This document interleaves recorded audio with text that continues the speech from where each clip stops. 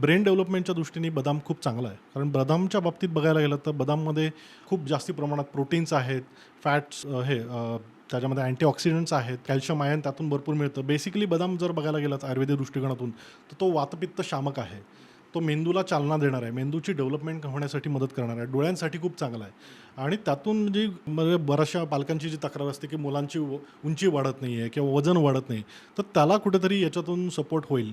दुसरं महत्त्वाचं मी एक टॉपिक सजेस्ट करेन, की नाचणी. नाचणी हे अतिशय चांगलं आहे, कारण नाचणीमध्ये अतिरिक्त फायबर्स आहेत.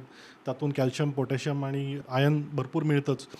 पचनाला चांगलं आहे. तुमची शुगर लेव्हल्स कंट्रोल करायला ते उपयोगी पडतं. वेट मॅनेजमेंटसाठी सुद्धा नाचणी अतिशय चांगलं आहे. नाचणीतून बाळांच्या वाढत्या वयामध्ये हाडांना बळकटी यायला भरपूर मदत होते. ओव्हरऑल डायजेशनच्या दृष्टीने आणि हाडांना बळकटी देण्याच्या दृष्टीने नाचणी अतिशय चांगली असते आणि राजगिरा वगैरे सारखे घटकसुद्धा अतिरिक्त प्रमाणात कॅल्शियम पुरवणारे असल्यामुळे त्याचाही वापर आपण करू शकतो. अजून एक या टॉपिकमध्ये मी सजेस्ट करेन, की तूप या लहान मुलांसाठी तुम्ही साधारणतः 10व्या महिन्यानंतर वापरायला सुरुवात करावं, हे अतिशय गरजेचं आहे. कारण तूप जर बघायला गेलात तर तूप हे मेद्य आहे, बुद्धिवर्धक आहे आणि अग्निदीपक आहे. म्हणजे जसं आपण यज्ञ करताना किंवा कुठलं होम-हवन करताना तूप घातल्यानंतर अग्नी प्रज्वलित होतो.